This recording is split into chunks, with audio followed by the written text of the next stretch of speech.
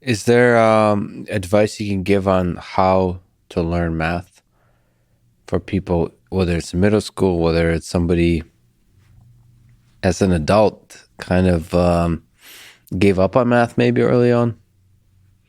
I actually think that these math competition problems in middle school and high school are really good. They're Yeah. actually very hard. So if you haven't had this kind of experience before and you grab a middle school math competition problem from the state level, which is used to decide who represents the state in the country, in the United States, for example, those are pretty tricky.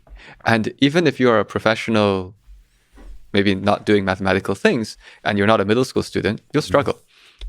So I find that these things really do teach you things by trying to work on these questions. Is there a Googleable term that we could use for the organization for the state competitions? Yeah. So there are a number of different ones that are quite popular. One of them is called Math Counts, MathCounts. And that's a big tournament which actually has a state level. There's also a mathleague.org. Mathleague, League.org, also has this kind of tiered tournament structure.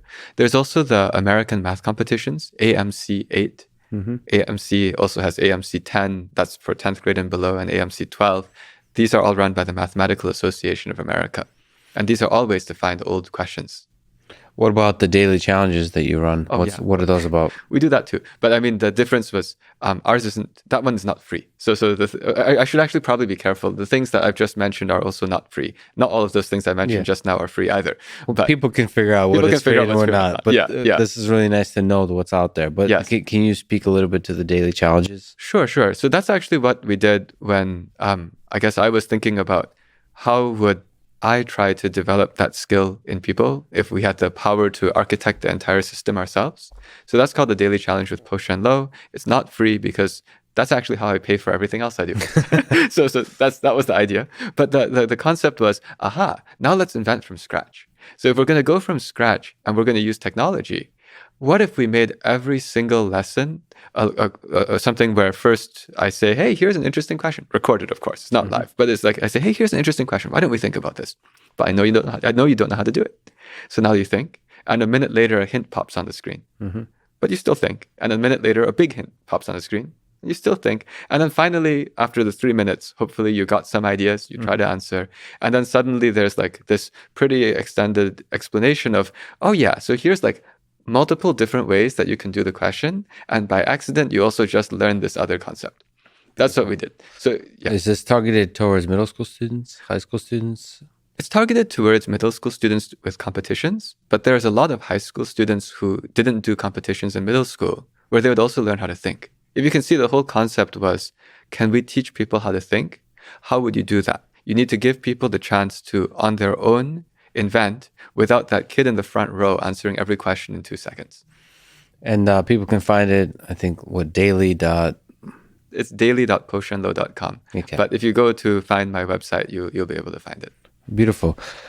Can we zoom out a little bit? And so day to day, week to week, month to month, year to year, what does the lifelong educational process look like, do you think?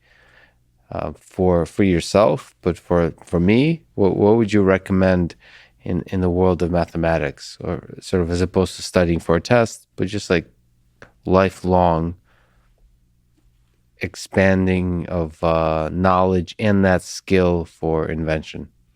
I think I often articulate this as, can you always try to do more than you could do in the past?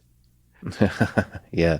But that comes in many ways. I will say it's great if one wants to build that with mathematics, but it's also great to use that philosophy with all other things. In fact, if I just think of myself, I just think, what do I know now that I didn't know a year ago or a month ago or a week ago? And not just know, but like, what do I have the capability of doing? Yes. And if you just have that attitude, it brings more. See, the thing is, there's also a habit, like it is a skill. Like I've been using Anki. It's an app for helps you memorize things. And I've actually, this a few months ago, started doing this daily of setting aside time to think about an idea that's outside of my work. Like let's say, it's all over the place, by the way, but let's say politics, like gun control. Is it good to have a lot of guns or not in society? And just, I've set aside time every day. I do at least 10 minutes, but I try to do 30, where I think about a problem and I kind of outline it for myself from scratch, from not looking anything up, just thinking about it, using common sense. And I think the practice of that is really important. It's the daily routine of it. It's the discipline of it. It's not just that I figured something out from that thinking about gun control.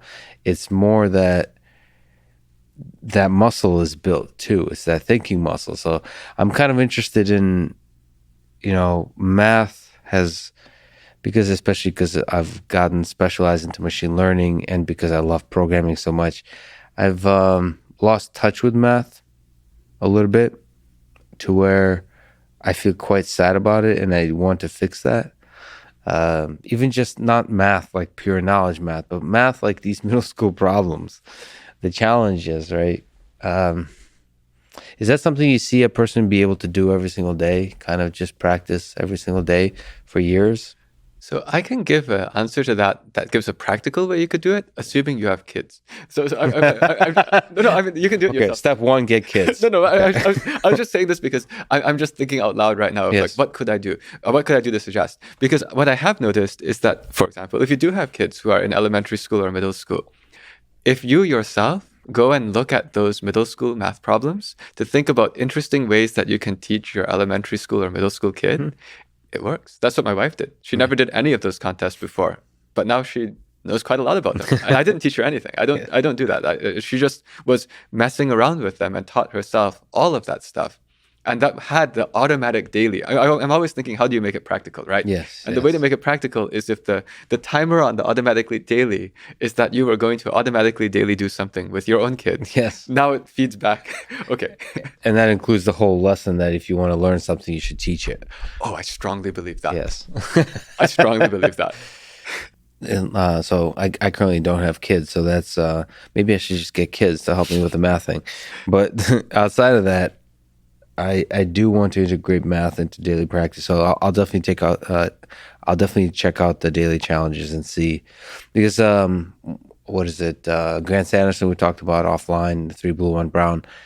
He speaks to this as well, that his videos aren't necessarily, they don't speak to the thing that I'm referring to, which is the daily practice. They're more almost tools of inspiration.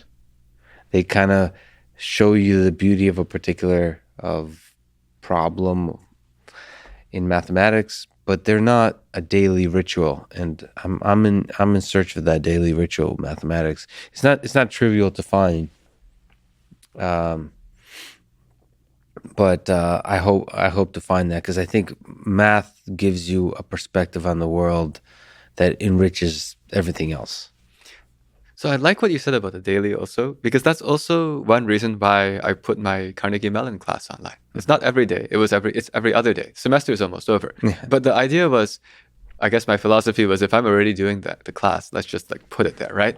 But I do know that there are people who have been following it, who are not in my class at all, who have just been following it because, yes, it's combinatorics. And the value of that is you don't really need to know calculus to follow it, if that makes sense. So it's actually something that people could follow. So again, and that one's free. So that one's just there on YouTube.